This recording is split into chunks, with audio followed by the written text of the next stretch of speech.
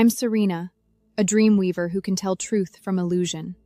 In my past life, the long-lost true daughter of the Carter family returned, claiming she'd seen an apocalyptic ice age and begging the family to sell everything to hoard supplies. I could see her mind was twisted by nightmares. Her so-called future was broken and full of mistakes. I tried my best to stop them, but my parents called me cruel, saying I couldn't stand my long-lost sister. They sent me to the Antarctic without even packing extra clothes. If you won't agree with Chloe, just go away and calm down for a while. When I opened my eyes, I was back to the moment right before she arrived. This time, I stayed quiet in the corner and watched her fool the family with her ridiculous dream story again. Her adoptive father, Arthur, was thrilled. She laid out her so-called doomsday blueprint, how to use her foreknowledge for Morton to protect their home. We do exactly what Chloe says. The true daughter, Chloe, counted her money happily and went on a wild shopping spree.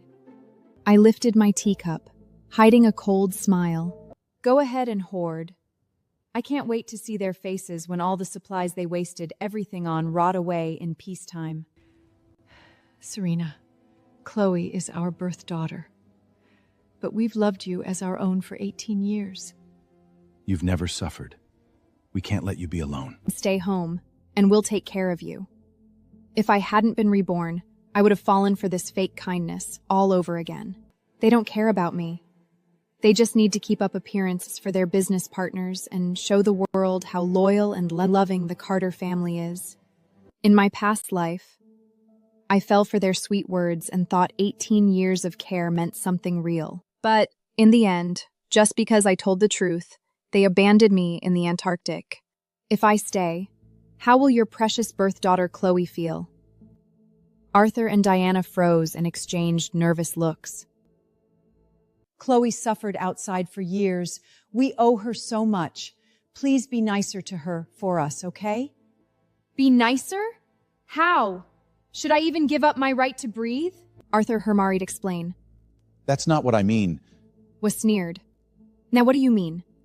Did I make her live outside? How should I make for it? Chloe is sweet.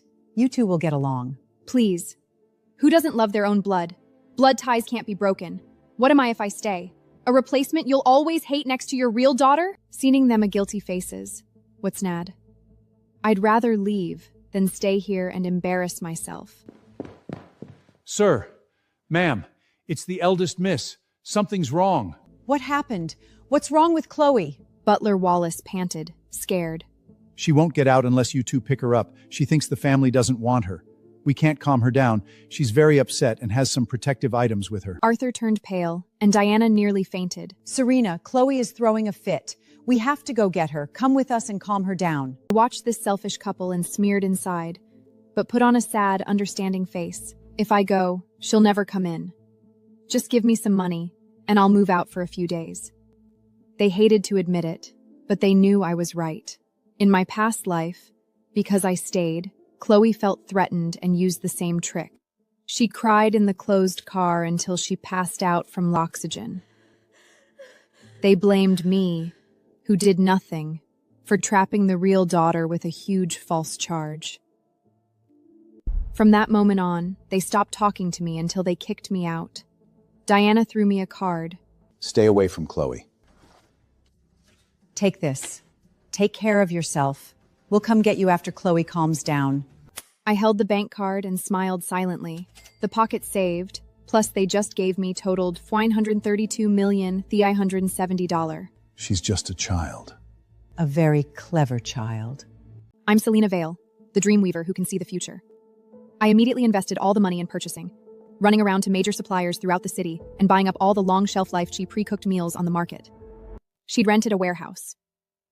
Canned goods, white rice, beef jerky, dried pasta, peanut butter, and all sorts of other dishes filled the newly rented warehouse. Soon, the Carter family will be frantically buying up everything they consider emergency supplies in their so-called apocalyptic dream. When the time comes, I'll make them beg me to sell to them, offering 10 or even 100 times the price. During childbirth at the hospital, the adoptive mother, overwhelmed by excruciating pain, lost control and lashed out at the nurse. In a moment of resentment and impulsivity, the nurse switched the two newborn baby girls under the cover of night. That's how I became the Carter's daughter and grew up there for 18 years. In the end, I collapsed in the cold for refusing their ridiculous plan and died without ever knowing who my real parents were. In the warehouse, the delivery boss looked at the mountain of goods and asked curiously, Little lady, you bought so much. Can you sell it all? When will you finish? I want to move it. She smiled confidently and said, I have big clients. I'll sell it all. It's money to baffiting aunt. Let's John. With year. And have your chafter about take allers. The boss nodded and skedated with her about the business. It's weird, but lately a lot of people are buying in bulk just like you. Wives a few we others sarlin. They say they're scared after reading apocalypse novels and want to stock up early. You to deal, Ev might found if he temma takes smorver and estraning. I wanted to stock up early. He went on. It's weird, but lately a lot of people are buying in bulk you. He went on. He went in your problem who's that was sets to marry do. They say they're scared after reading apocalypse novels and want to stock up early.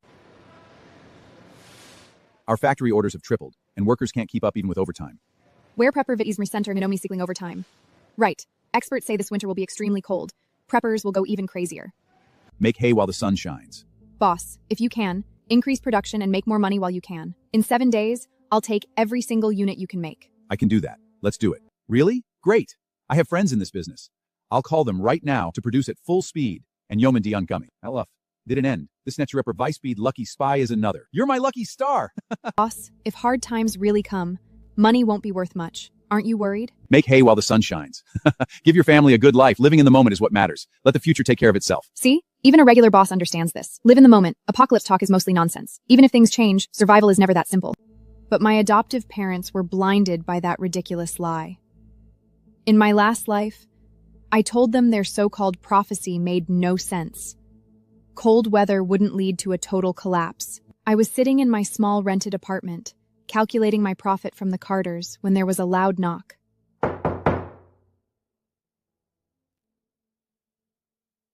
I looked through the peephole and raised an eyebrow. Arthur and Diana came in person, with teary-eyed Chloe beside them. When I opened the door, all three were shocked by my situation. This tiny, shabby apartment was nothing like my bedroom in the Carter mansion. To raise money, I'd sold all luxury bags and jewelry, wearing only cheap, ordinary clothes. Serena, how can you live in a place like this? And look at yourself. I'm took a mit. Arthur frowned, looking around the small room. Why are you here? She broke free from her mother and tried to grab me, but I stepped aside. She didn't feel— Sister Serena, are you mad at me? For coming back and taking Mom and Dad and everything that was yours? But I'm innocent! I suffered outside for years and finally found my home. Mom and Dad raised you for 18 years and loved you like their own. How could you be so cruel to leave and hurt yourself to punish them? Don't you know how much pain you've caused them? Everything that was mine, it was never mine to begin with. How could you take it? Go back? That's not my home. Why would I go back? Do you want me to be in your way? I don't want to go back with you. I'll just be plagued by debt disputes. Serena! Don't be ungrateful. We're letting you come back out of old kindness. Don't push it! Don't talk nonsense. Come back with us. What's so good about staying in this wretched place? Are you out of your minds? Can't you understand? I'm not blood related. Why force me to go back? 18 years of raising you makes us family. We can't let you be alone. Enough. You chose to make me leave, so don't say this now. Please go. This Serena, if you're hell mad, I'll kneel to you. Aishi Shej actually began kneel to, but foster mamas Hercley lat her wait, and her perns to the blust about for Mexit. What are you doing? Do you have to make things so awkward? Sister Serena, come home with us. If you insist on living outside, then we'll stay here with you. We're family. We'll share the hardships. I stared at them in disbelief. Their desperate apocalypse stockpile was at a critical stage, yet they had time to put on a sad show for me? Fine. I'll go back with you tomorrow. I went back to the Carters as promised. As soon as I walked in, Chloe wrapped in a thick blanket and trembled. Sister Serena, isn't it extra cold this year? Do you think hard times are really coming? It's like this every winter. I'd secretly had someone turn up the AC in the mansion to blow 16 Celsius cold air while showing 26 Celsius. In the following days, I acted extremely gentle. I was respectful to Chloe as if I truly accepted her, and caring to my adoptive parents. I even offered to move my household registration out of the Carters to put Chloe's mind at rest and show I wouldn't covet their wealth. This noble move got me another large sum of compensation. I immediately used that money to buy exactly the top emergency supplies on Chloe's list.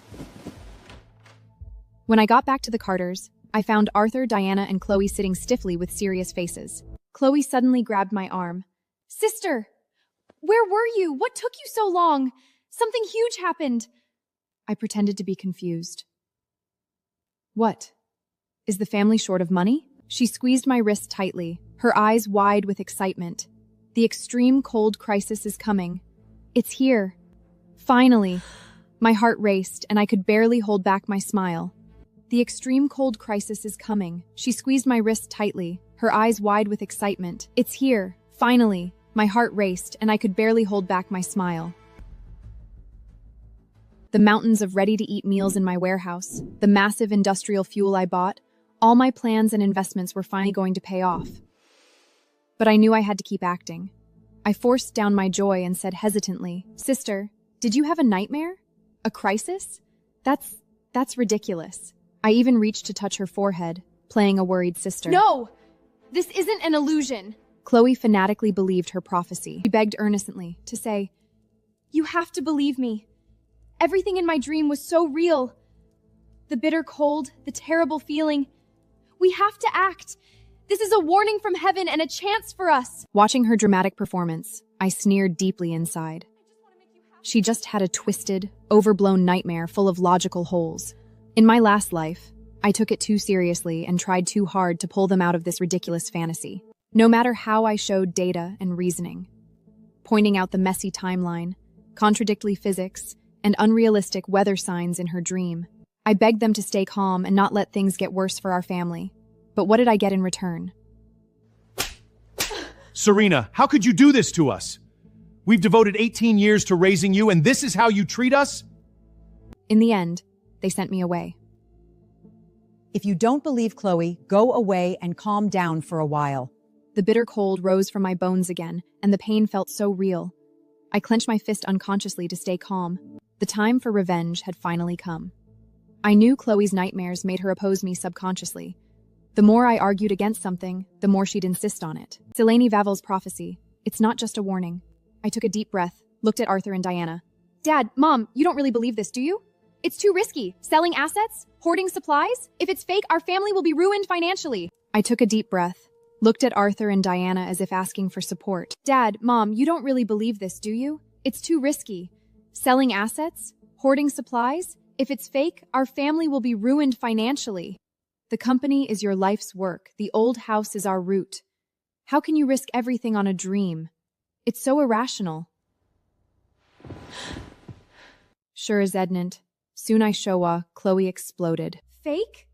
How could it be fake? Mom, look at her. She doesn't see me as her sister or care about this family. She only cares about money and cold assets. When hard times come, money will be useless waste paper. The company and house will be gone. Only supplies. Enough food, medicine, and energy can keep us alive. She turned to her father. Dad, we can't hesitate anymore. We have to sell everything we can for real supplies before anyone else. We have to most resources to live safely. This is the Carter family's chance for security. Arthur had decades of business experience, and Diana came from a noble family. I was afraid they'd see the huge risks and illogical flaws, but I once again underestimated their guilt and love for their lost and found birth daughter, and the huge temptation of the fake apocalypse and safe life plan. Chloe's right. We must take extreme measures. Better safe than sorry. We can't risk the whole family on a maybe. Serena, I know you're careful, but this time you must listen to Chloe. Honey, I support you. No matter what, we'll fight for the best future for the Carter family. Sure enough, human greed never changes. But Dad... No buts!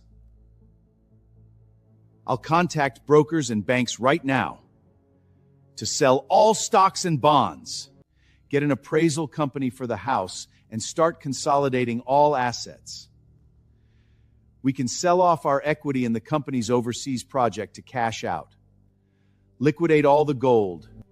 Chloe, make a full list of what you need. Don't worry about money. Time and supplies are all that matter. Chloe's eyes lit up with excitement. I know, Dad. I'm ready. Food, water, medicine, fuel, generators, cold gear, all of it. And protective gear. Yes, protective gear is important too. I watched the three of them plan excitedly to restructure assets and buy wildly. And the heavy, cold stone in my heart about my past life finally lifted completely. The time was right to cash in. I acted at once. Using shell companies and fake identities I'd prepared, I steadily released messages on supply forums and prepper groups. Similar messages are flying around. Urgent purchase request, long-term buyer of all kinds of long shelf life prepared meals, canned goods, beef jerky, dried pasta, and white rice prefavored. Price negotiable. Cash ready. Need large amounts of industrial fuel.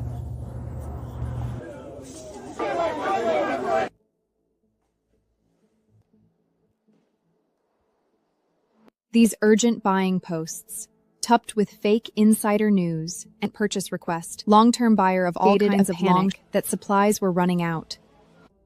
I hired many trolls to post on Chloe's favorite prepper forums, bragging they'd luckily bought the last key supplies, making others jealous and desperate. Meanwhile, through a random middleman, I contacted Chloe, who was in charge of all buying, as a manager of a large food wholesale company. Miss Chloe, I do have a stock of goods left by a defaulting client. Quality guaranteed. But you know the market right now. These urgent buying posts, paired with fake insider news and expert forecasts, quickly created a panic that supplies were running out. Miss Chloe, I do have a stock of goods left by a defaulting client. Quality guaranteed. But you know the market right now. Lots of buyers are after this stock, so the price isn't cheap. She already fully believed her dream, had failed to buy elsewhere, I'd bought most channels out, and was panicked by online supply shortages. She didn't doubt me at all and asked eagerly, "How much? How many?" I'll take everything. I quoted a price 10s higher than the market. There was a short silence on the line. Besides, she was desperate to prove her ability and foresight to her parents. Okay, but I need to inspect the goods, and fast. Of course. Is there enough? No problem. The inspection was a carefully staged show. In my huge rented warehouse, mountains of ready meals were stacked neatly, well packaged and impressive under the lights. But I wasn't worried. Chloe believed these supplies would be worth 100 or 1,000 times more in a crisis. So this investment meant nothing to her. My fake workers busily counted and moved goods to look like a busy business. Chloe stared at the huge stock, her eyes shining, and all doubt vanished. Perfect! These are exactly what we need! She jumped with excitement, as if already enjoying the food safely. She didn't even bargain and bought every single ready meal in my warehouse at 10 times the price. Looking at the huge number in my bank account, I forced back a loud laugh. This was only the beginning. Take everything! She didn't doubt me at all and asked eagerly. I quoted a price 10 times higher to risk hires on the line. There was a short silence, but I wasn't worried. Chloe believed these supplies would be worth 100 or 1,000 times more in a crisis, so this investment meant nothing to her. That's the idea. Right after, I released news that I had industrial fuel to sell. I heard you have fuel to sell? We'll take everything. Name your price. Several buyers are already negotiating. We'll pay 5 times the price. 10 times. Just sell everything to us. Since you're so sincere, Mr. Carter, we'll go with your price. Money poured into my account like a flood. Meanwhile, the Carter family was overjoyed with their successful purchases. Chloe was arrogant, thinking she'd done a great service to the family with her dream guidance and bold decisions. Arthur and Diana stared at the warehouses full of emergency supplies, smiling with satisfaction and pride, as if they already held the key to safe living. They'd completely forgotten about me, the fake daughter. When they mentioned me at dinner, it was only with a patronizing tone. Serena's been quiet lately. She must have come to her senses. When hard times come, we'll give her a meal out of old kindness. Eat, laugh, and keep dreaming. Every hope you hoard now will become the final straw that crushes you. Every penny you spend now is building my new life. Soon came the day Chloe claimed the crisis would arrive. Arthur turned pale, refreshing the weather and news again and again. The screen clearly showed 8 degrees Celsius. He slammed his tablet on the sofa. Chloe, what is this? You swore the crisis would start today. Ice and death. Look outside. The sun is shining bright. Diana paced anxiously. Chloe, did you get the date wrong or misread the dream? Think again carefully. Chloe looked very nervous. Dad, Mom, don't worry. The dream was real. Maybe it's just delayed. Yes, it must be delayed. Chloe looked very nervous. Dad, Mom, don't worry. The dream was real. Maybe it's just delayed. Yes, it must be delayed.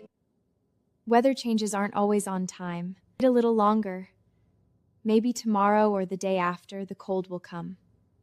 Besides, it was only a little cold at first in the dream. The real extreme cold comes slowly. Join, Gry to tell you, Tyr. She was starting to doubt but pretended to be sure. I sat in the corner of the dining room, pouring myself hot water. The steam hid my cold smile. Delayed?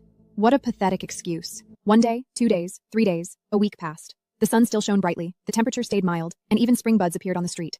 The so-called extreme cold apocalypse never showed up. But debt negotiators arrived at the Carter's door long before it. Mr. Carter, Mrs. Carter, long time no see. The payment date was days ago. Our patience is running out. Do you have the money? Sir, give us a few more days. We're having cash flow issues. More time? The man scoffed and kicked the coffee table, making cups rattle. I give you time. Who gives me time? No money today, and we proceed with legal recovery. Just then, Chloe rushed forward and screamed. Money? You still care about money? Hard times are coming soon. The whole room went silent when she spoke. The man and his staff froze for a few seconds, then burst into loud laughter. Hard times? Supplies? Mr. Carter, I see clearly now. No wonder your daughter holds such strong views. Your whole family is acting unreasonably. Do you really take me for someone you can easily deceive? His face turned dark. Cut the crap. Pay up with interest today, or we'll follow procedures. We have the most popular emergency supplies. We'll give you 10%. Better than money. The man in black got angry. You think I'm fooled by this? I want real money, not useless supplies. The deal fell through. Arthur stared at the staff, then at the daughter who'd ruined him. A struggle flashed in his eyes, then turned cold and resentful. He said and did nothing. Diana tried to step forward, but Arthur held her tight. She looked at her daughter's desperate eyes, then at her husband's dark face, and finally turned away in tears. Chloe stared at her parents in disbelief and screamed. It's you! You two are the villains! If you hadn't brought me back, I wouldn't have nightmares. Nothing has gone right since I came home. You're useless! You couldn't even keep your own child, making me suffer outside for years. Now that the family's ruined, you blame me? You're the one who destroyed the Carter family. Shut up! If you hadn't made up that apocalypse dream and tricked us into restructuring assets, the Carter family wouldn't be like this. I was blind to believe you. Chloe, Mom loved you and gave you everything. How could you say that? You ruined this family. For a moment, cries, curses, and pleas mingled together inside the villa. When illusions shattered and self-interest prevailed, the so-called bloodlines and kinship proved to be so fragile. Before leaving, the man took Chloe away to work off the debt. Later rumors said she was sent for psychological counseling because she kept muttering, "Hard times are coming." The once glorious Carter villa was sealed shut. Arthur and Diana shivered in the cold wind. Besides their thin clothes, they only grabbed a few boxes of ready meals they thought were life-saving. The once glamorous Mr. and Mrs. Carter couldn't even afford the cheapest apartment and had to huddle under a suburban bridge. Diana tried washing dishes at a restaurant, but she broke dozens in 30 minutes and got fired on the spot. This is not going to work. You're going to have to leave. Arthur tried to ask his old friends for help, but they either refused him or had security guards kick him out. Hunger was the cruelest punishment. They dug through trash for food and fought homeless people for half a moldy bun. Still, they refused to touch the ready-to-eat meals. Don't eat them. These are Chloe's hope for us. Diana clung to the boxes like they were her last lifeline. When the special raid comes, these will be precious supplies. Arthur's stomach problems worsened, and he often felt unwell. Once he found half a bag of expired cookies, but she snatched them and threw them into the river. Don't eat dirty food. Save your appetite for good meals when hard times come. One rainy late autumn night, Arthur ran a high fever and curled up in a ball under the bridge. Diana held his cold body and laughed crazily. Soon, very soon, I dreamed of Chloe. She said hard times come tomorrow. The next morning, sanitation workers found they had both passed away unexpectedly. Arthur clutched a half-pack of spoiled sandwiches he'd snatched from a stray cat. Diana died in a protective pose, and the boxes under her still held perfectly packaged, ready meals. The apocalypse they had waited for so long never came, but their own world ended first. If only they'd listened to me, it never would have come to this. Now I've got my own things to take care of. I stood at the observation platform of the new energy lab, watching the latest geothermal fusion device ignite successfully. Bright blue plasma ran steadily in the circular device, and the screen read, "Energy output meets city-level supply standards." Mrs. Vale, this system can support basic energy needs for 50 million people, even in extreme weather. I nodded and stared at the man-made sun through the observation window. When I founded the Future Technology Research Institute 3 years ago, many people laughed at me for overthinking. But now, we not only mastered clean energy tech, but also built the first full ecological cycle city in the Arctic Circle. Would an apocalypse come? That question no longer bothered me. Instead of passively waiting for unknown tests, I'd actively create more possibilities for humanity. We grew drought-resistant crops in deserts, built ecological bases in deep seas, and even planned near-Earth orbit stations. When I left the lab, my assistant handed me the Charity Foundation's annual report. The ecological farms we built worldwide last year lifted 3 million people in dry regions out of famine. At the evening celebration banquet, celebrities from all fields raised their glasses. I stood by the floorling window, staring at the brightly lighted city in the distance. Once I thought hoarding supplies was the best way to face crises, but now I know real security comes from tech that advances civilization, kindness that improves lives, and living each day with a clear conscience. There are at least 17 similar cases in history. The earliest was the 3rd century BC. The latest was 8 years ago. 8 years ago. I looked up and repeated. The banquet ended late at night. My assistant opened my car door, hesitating to speak. Mrs. Vale, there's something I don't know if I should say. Say it. Chloe was released today and regained her freedom. I didn't pause while fixing my cuffs. When she was sent to work, she soon became unstable, yelling, "The apocalypse is coming," at everyone, so she was sent to a psychological recovery center. The hospital says she was stable and harmless at the end of last year, so they released her. I nodded. Streetlights flew past like fireflies outside the window. 8 years. I'd almost forgotten the name. The car drove through the busiest downtown intersection. A huge screen played a public service ad from my institute, a live feed of the Arctic ecological city. Beneath the snow-white dome was lush greenery, and kids played soccer on the indoor lawn. I told my assistant to turn to the suburban warehouse. The warehouse looked the same as before. The lock had been replaced 3 times. Now it used face and iris recognition. 2/3 of the space was empty, only the 8-year-old ready meals left in the corner. The canned goods inside the box had a shelf life of 5 years, but they had already been expired for 3. I casually picked up one of the cans. Its seal was slightly bulging. I had no idea what irreversible chemical changes had happened inside. I only knew the Carter couple had guarded them until death. They thought it was safety. It was just 3-year expired junk. I put the box back where I found it and turned to leave. The next morning, Jake brought new news. The Deep Space Detection Department of my institute found abnormal data while sampling near-Earth asteroids. The spectral signature doesn't match any known mineral. What is this? Another human civilization? We asked Rhodes of astrophysics, and he said this shouldn't exist naturally. Rhodes said, either this is man-made, or our entire physics framework needs rewriting. We need to find a way to fix this. Go back and call a meeting first. We have to await it and see the through, and then after talk this has ever und. I'm Selena Vale, the dream weaker who the future. We have to talk this through. Nothing like this has ever. The room went quiet for a few seconds. Did you test the isotope age? We did. Jake pulled up another set of data. It formed about 40,000 years ago. No one spoke. 40,000 years ago, Homo sapiens just left Africa and painted bison in caves. Keep this top secret for now. The project name is Flint. It'll be run independently by deep space detection, not connected to the group network. Jake nodded. I stayed alone in the meeting room. The hologram was off, and the city outside was still busy. 40,000 years. I suddenly thought of Chloe's broken dreams. She said an apocalypse would come. Ice, collapse, end of civilization. Was she wrong about the time, or the truth? Or were her dreams not prophecies, but echoes? Faint echoes of a lost civilization buried deep in human subconsciouses. Her mind was too weak to handle the message, so she twisted it into fantasies of ice, snow, and safe living. The ones who should prepare weren't the Carter family hoarding supplies. It was people who could read the echoes and find answers. A week later, a small accident happened at the institute.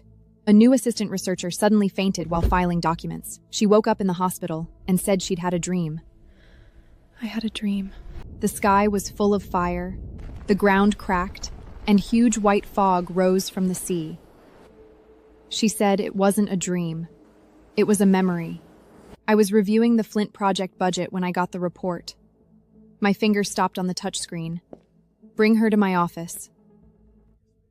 The researcher was Moore, 26, astrophysics major, just back from Princeton last year. She sat across from me, still pale. Mrs. Vale, I've checked the literature, were her first words. There are at least 17 similar cases in history. The earliest was the 3rd century BC. The latest was 8 years ago. 8 years ago. I looked up and repeated. Yes. She opened her tablet and pulled up an old news screenshot. The person was surnamed Carter, diagnosed with stress-related emotional disorder and extreme thoughts. Chloe's face was blurred on the screen. The headline read, "Rich heiress believes crisis is coming, sells family property to hoard goods, becomes a joke." I pushed the tablet back. You don't think those are extreme thoughts? Moore bit her lip. The scenes in my dream are too specific. The direction of ground cracks, eruption frequency, special clouds from vaporized seawater. No amateur could make this up. My PhD topic at Princeton was planetary geological evolution. Mrs. Vale, I know what I learned and what I didn't. She looked at me with fear and almost religious curiosity. If these are extreme thoughts, why are they so accurate? Go back and rest. Temporarily transferred from the Deep Space Exploration Department to the Theoretical Physics Group. Then I called Academus Lord. You said the object from 40,000 years ago shouldn't exist naturally. I now want to know if it could be a relic of some civilization. Serena. Rhodes said my name, voice old and tired. If you're right, then the place we stand has never been just Earth. 3 days later, the Flint project expanded. I allocated 3 billion yuan from the group's budget to assemble an interdisciplinary team. Astrophysics, geology, paleoanthropology, cognitive New-X science. We needed to answer 2 questions. What happened 40,000 years ago, and will it happen again? If Chloe really received signals from the past, what about me? I began to suffer from frequent insomnia. Not from fear, but a question hanging over me. My ability is to tell real dreams from illusions and subconscious ramblings. But what if some dreams aren't ramblings? They're fragments, echoes, last words from beings older than humanity. Then what exactly am I seeing through? A month later, Moore made a breakthrough. She used functional MRI to compare her own brain activity patterns with those of 17 historical cases. She found the same area at the junction of the parenal and temporal lobes lit up identically in everyone while dreaming. That area isn't on standard human brain function maps. Rod said that brain region has no clear function in evolutionary biology. Will Moore's new academic findings prove the existence of the detected human civilization? Let's get everyone together in the office to discuss this. The long-term academic consensus. It's an evolutionary relic, like the appendix. Mrs. Vale, what does it mean if the appendix suddenly works? It means the body faces a problem the appendix was made to handle. The air in the meeting room almost froze. And deep in the human brain, we still retain the instinct to recognize it. Most people just forgot how to read it. We studied minerals from 40,000 years ago, and we examined the dreams of 17 people. All the evidence points in the same direction. Some kind of catastrophe once occurred. We're not sure what it was. Chloe read it but couldn't understand. Moore read it and was trying to decode it. What about me? I closed my eyes and tried to find strange fragments in my memory. Nothing. My dreams only had ordinary fragments. Floating classrooms, endless hallways, anxiety over not answering exam questions. No fire, no ice, no cracks splitting the earth. I'm a dream weaver, not a dreamer. Maybe this is my gift. Not receiving signals, but telling truth from fake. Not listening to echoes, but understanding those who heard but understand. In mid-November, the Deep Space team made an even more shocking discovery. While sampling another near-Earth asteroid, they detected extremely weak abnormal radioactive decay. Jake said this decay pattern could only be caused by one thing: energy irradiation. And close-range, high-dose energy irradiation. There's no energy force on the asteroid, so the irradiation happened before it entered Earth's orbit. I stared at the data report. You mean someone conducted high-energy experiments in space 40,000 years ago? Jake didn't answer. He didn't need to. In early December, Moore had another dream. She cried bitterly when she woke up. She said it was different this time. There was a voice. I asked her what the voice said. She shook her head. I can't understand it. It's not any known language. But I know it's begging for help and warning us. The help call is for its own kind. The warning is for us. She looked up with a tear-streaked face. Mrs. Vale, how much time do we have? I couldn't answer. The Flint project entered phase 2. We shifted from did it happen to will it happen again. For this, I needed more data, more samples, more people who could dream those scenes. But I couldn't recruit publicly, send surveys, or leave traces online. That would cause uncontrollable panic. I found Dr. Hale, who treated Chloe. She had retired for years and lived in a suburban nursing home. After hearing why I came, she was silent for a long time. That girl was the most confusing case in my career. He finally spoke. The details in her dreams were too rich to be extreme thoughts, but she couldn't explain where the details came from. She had no higher education in related fields. In the end, I had to write stress disorder with extreme tendencies. I stared at the withered lawn outside. Did you believe her? I worked for 40 years and saw thousands emotionally unstable people. Their thoughts usually center on themselves. Someone persecutes me. Someone loves me. I'm a god. I'm a sinner. But Chloe was different. Her thoughts didn't center on herself. She said the world would face a test, not just her suffering. She hoarded supplies not for herself, but for her family and everyone she knew. He simply pulled a yellowed notebook from a drawer, flipped to a certain page, and handed it to me. This is the record I took. When I asked her about the dream details, it might help you. The notebook was filled with writing, recording every murmur from Chloe's early unstable days. The date was December, 8 years ago. I read word by word. When I reached the last page, my finger stopped. There was only one line. The ink was faint, like the pen ran out halfway, or like the writer wasn't sure she heard right. She said, "My sister can see."